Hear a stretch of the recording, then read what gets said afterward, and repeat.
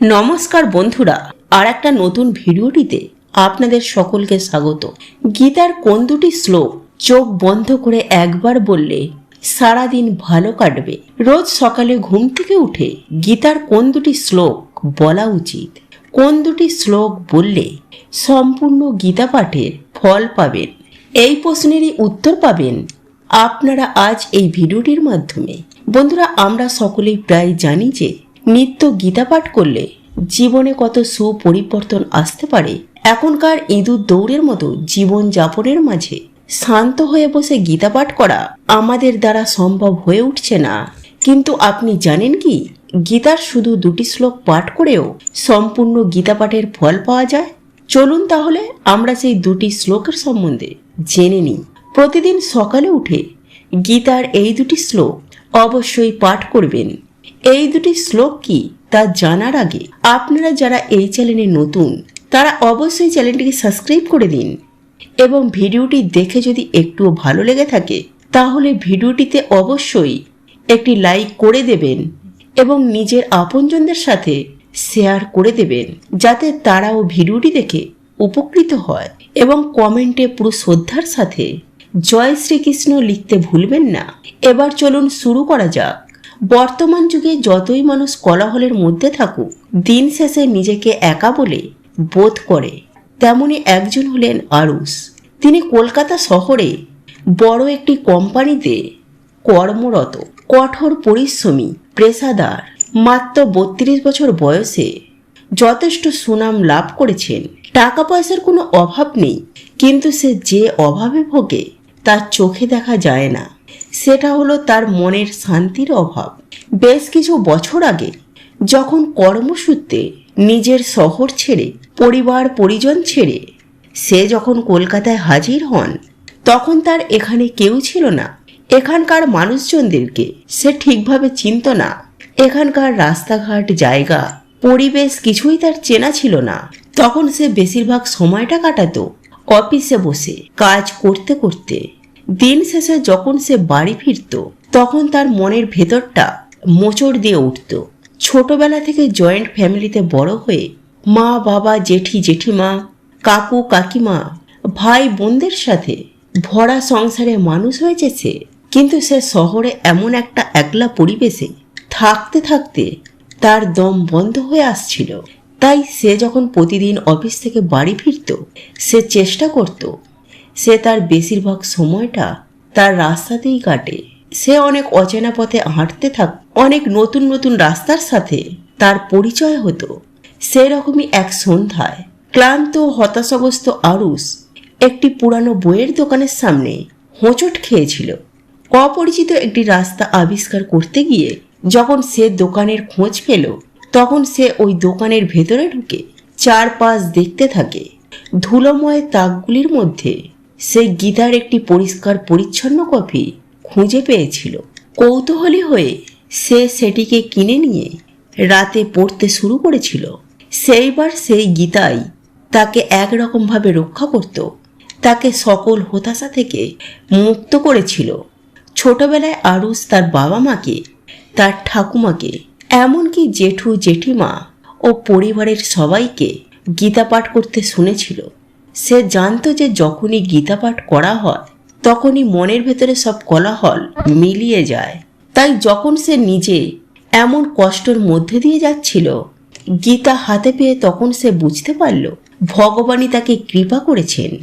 কিন্তু সেই গীতা পড়া সম্পূর্ণ হয়ে যাওয়ার পর বেশ কয়েক বছর কেটে গেছে। তারপর থেকে আরুষ আবার অনেকবার গীতা পাঠ করার চেষ্টা করেছে। আরুষ শুনেছিল যে প্রতিদিন গীতা পাঠ করলে মনের ভেতরে শুভ শক্তির সঞ্চয় হয়। কিন্তু কর্মজীবনের ব্যস্ততায় সম্পূর্ণ গীতা পাঠ কখনোই সফল হয় না। বেশিরভাগ দিন গীতা ছুঁয়ে দেখা সফল হয় না।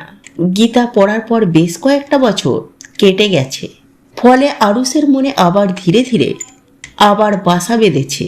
এমনই একদিন সে এক অফিসের ক্যান্টিনে বসে টিফিন করছিল। তখন তার উচ্চপদ স্টাফ তার পাশে এসে বসে। সে কয়েক বছরে আয়ুষকে ভালোভাবেই চিনেছে। আরুষের মুখ চোখের অবস্থা দেখে সে তাকে জিজ্ঞাসা করে, তোমার এমন অবস্থা কেন হে? আরুষ কিছুক্ষণ চুপ থেকে তার সমস্তর কথা তার কলিগকে জানায়। সবটা শোনার পরে তার কলিগ বলে, সত্যি বটে, সারাদিন কাজকর্ম করে খেটে পিটে বাড়ি যাওয়ার পর ভেতরে আর এনার্জি থাকে না। সম্পূর্ণ গীতা পাঠ সে তো অনেক বড় বিষয়, অনেক ধৈর্যের বিষয়। আর অফিস থেকে বেরোনোর সময় এমন তাড়াতাড়ি থাকে যে গীতা পাঠ করে ওঠা সম্ভব হয় না। তবে তুমি ঠিকই বলেছ, এমন একটি সময় আমাদের সংস্কৃতিতে এটাই ছিল যে বাড়ির সকলের প্রতিটি দিন সম্পূর্ণ গীতা পাঠ করত। সেই কারণেই তো তাদের মন সুস্থির থাকত। তারা জীবনকে যেমন উপভোগ করতে পারত, তেমনই বাঁচার আসল অর্থ জানত। এখনকার সময়ে আমাদের পরিস্থিতি এমন হয়েছে যে আমরা বাঁচব বলে টাকা অর্জন করি, কিন্তু বাঁচতে আর পারি কোথায়? ছোটাছুটিতেই তো জীবন শেষ হয়ে যাচ্ছে। তবে জানো তো আরুষ, আমাদের পরিবারের গুরুদেব একটি বেদ উপায় বলে দিয়েছে। তিনি বলেছেন যে ভগবদ গীতার এমন দুটি শ্লোক আছে, যে দুটি শ্লোক প্রতিদিন পাঠ করলে সম্পূর্ণ গীতা পাঠের ফল লাভ হয়। তুমি চাইলেও এটা করতে পারো। বিশ্বাস করো, যেই দিন থেকে আমি এই দুটি শ্লোক পাঠ করা শুরু করেছি, সেই দিন থেকে আমি দুশ্চিন্তা মুক্ত হয়ে গেছি। আরুষ এই কথা শুনে তার সিনিয়রকে জিজ্ঞাসা করে সেই দুটি শ্লোক দুটি সম্বন্ধে জানতে পেরে আরুষ সেই দিনই বাড়ি ফিরে সেই দুটি শ্লোক মুখস্থ করে নেয়। পরের দিন থেকে আরুষ প্রতিদিন সকালে উঠে চোখ বন্ধ করে শ্লোক দুটিকে পাঠ করতে আরম্ভ করেন। সপ্তাহখানেক পর থেকেই সে বুঝতে পারে তার জীবনে অনেক পরিবর্তন এসে গেছে। তার সকল দুশ্চিন্তা ধীরে ধীরে কমে যাচ্ছে। তার যত সমস্যা ছিল তা যেন একে একে কেটে যাচ্ছে। সে নিজের মধ্যে এক আত্মবিশ্বাস খুঁজে পায়। প্রতিটা দিন তার ভালো কাটতে শুরু করে। আরও সেই দিন থেকেই ওই দুটি শ্লোকের মর্ম বুঝতে পারে। বন্ধুরা, সেই শ্লোক দুটি হল গীতার প্রথম অধ্যায়ে প্রথম শ্লোক, ধর্মক্ষেত্রে কুরুক্ষেত্রে সমবেতা যুধিষ্ঠির মমকা পাণ্ডব ঐশব কিংকুর্তব সংযোগ। অর্থাৎ এই শ্লোকটির অর্থ হল, হে সঞ্জয়, ধর্মভূমি কুরুক্ষেত্রে যুদ্ধের ইচ্ছায় সমবেত আমার এবং পাণ্ডুর পুত্রগণ কি করল? বিশ্লেষণ: 1. ধর্মক্ষেত্রে কুরুক্ষেত্রে অর্থাৎ কুরুক্ষেত্রের পবিত্র ভূমিতে কুরুক্ষেত্রের যুদ্ধক্ষেত্র, ধর্মক্ষেত্র ন্যায় বা ন্যায়ের ক্ষেত্র হিসাবে উল্লেখ করা হয়। সমবেতা যুধুস্তব অর্থাৎ একত্র যুদ্ধ করতে ইচ্ছুক। উভয় সেনা কৌরব এবং পাণ্ডব যুদ্ধে লিপ্ত হওয়ার প্রায় অভিপ্রায় একত্রিত হয়েছে।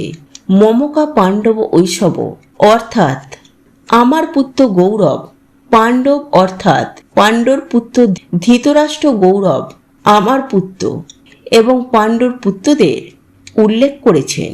কিংকুর্তব সঞ্জব অর্থাৎ তারা কি করেছে? হে সঞ্জয়, ধৃতরাষ্ট্র তার সারথি সঞ্জয়কে উভয় বাহিনী কার্যকলাপ সম্পর্কে জিজ্ঞাসা করেন।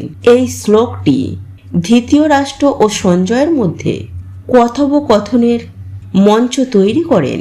সেখানে ধৃতরাষ্ট্র তার পুত্র এবং পাণ্ডব পুত্রদের মধ্যে যুদ্ধ প্রক্রিয়া এটি ভগবদ গীতায় সূচনাকে চিহ্নিত করে। তাই যুদ্ধক্ষেত্রের মধ্যে ভগবান শ্রীকৃষ্ণ এবং অর্জুনের মধ্যে একটি গভীর কথোপকথন হিসাবে উদ্ভাসিত হয়। আর যে শ্লোকটি পাঠ করতে হবে সেটি হচ্ছে গীতার অষ্টাদশ শতকের শেষ অধ্যায়।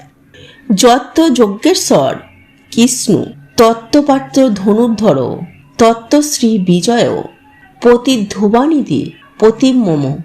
এই শ্লোকটির অর্থ হল, যেখানে যজ্ঞেশ্বর ভগবান শ্রীকৃষ্ণ এবং গান্ধীর ধনুর্ধারী অর্জুন অবস্থিত, সেখানে শ্রী বিজয় বিভূতি অচলিত বিদ্যমান। এই আমার অভিমত। বিশ্লেষণ: যত্ত যজ্ঞেশ্বর কৃষ্ণ অর্থাৎ যেখানে কৃষ্ণ আছে যজ্ঞের গুরু। এখানে শ্রীকৃষ্ণকে যজ্ঞের স্বর হিসাবে বর্ণনা করা হয়েছে। যোগের সর্বোচ্চ গুরু, যার আধ্যাত্মিক জ্ঞান ও নির্দেশনার ওপরে তার দক্ষতার ইঙ্গিত দেয়। যত্ত পাঠ ধনুর্ধর অর্থাৎ যেখানে আছে অর্জুন ধনুকের চালক, অর্জুন মহাচালক, তীরন্দাজ, এখানে তাকে ধনুর্ধর নামে উল্লেখ করা হয়েছে। যুদ্ধে তার দক্ষতার উপরেই জোর দেওয়া হয়েছে। তত্ত্বসী বিজয়, ভূতির ধীবানীতি, মতির মোম, অর্থাৎ অবশ্যই ঐশ্বর্য, বিজয়, শক্তি, নৈতিকতা থাকবেই। এটি আমার মতামত। ভগবান শ্রীকৃষ্ণ উপাসনায় বলেছেন, যেখানে শ্রীকৃষ্ণ ও অর্জুন উভয়ই একসাথে থাকবে সেখানে নিশ্চিত সাফল্য ও শ্রীবৃদ্ধি ও শক্তি ও ধার্মিকতা থাকবেই। ভগবদ গীতার এই শ্লোকে শ্রেষ্ঠত্ব ও ধার্মিকতা, ঐশ্বরিক নির্দেশনা এবং মানুষের প্রচেষ্টার গুরুত্ব তুলে ধরে। এই আধ্যাত্মিক জ্ঞান ও দক্ষতার মধ্য ধরে সমন্বয়ের ওপরে জোর দেয়।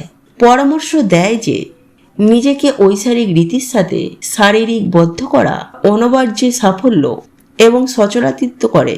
তাই বন্ধুরা, এই দুটি শ্লোক সকালে ঘুম থেকে উঠেই নিয়মিত পাঠ করবেন। পারলে এই দুটি শ্লোকের অর্থ অবশ্যই পাঠ করবেন। দেখবেন ধীরে ধীরে আপনার জীবনে সকল সমস্যার সমাধান হয়ে যাবে। ভগবান শ্রীকৃষ্ণের কৃপায় দূর হয়ে যাবে। আপনি নিজের ভেতরে এক অপূর্ব শক্তির অনুভব করতে পারবেন এবং আপনার জীবনে সকল বাধার সম্মুখীন হয়ে আপনি খুব সহজেই সেটিকে দূর করতে পারবেন। তো বন্ধুরা, আজকের ভিডিওটি এই পর্যন্তই। বন্ধুরা, আজকের এই ভিডিওটি যদি আপনাদের পছন্দ হয়ে থাকে তাহলে ভিডিওটি লাইক করুন, কমেন্ট করুন এবং বন্ধুদের সাথে শেয়ার অবশ্যই করুন। মনে রাখবেন, আপনার একটি শেয়ার অনেক মানুষকে উপকৃত করতে পারে। আপনি যদি সনাতনী পম্পা ইউটিউব চ্যানেলে এখনো পর্যন্ত নতুন হয়ে থাকেন তাহলে চ্যানেলটি অবশ্যই সাবস্ক্রাইব করবেন এবং পাশে থাকা নোটিফিকেশন বেল আইকনটি ক্লিক করবেন এইরূপ নিত্য নতুন ভিডিও সবার আগে দেখার জন্য। ঈশ্বর আপনার মঙ্গল করুক। আপনি সুস্থ থাকুন, ভালো থাকুন।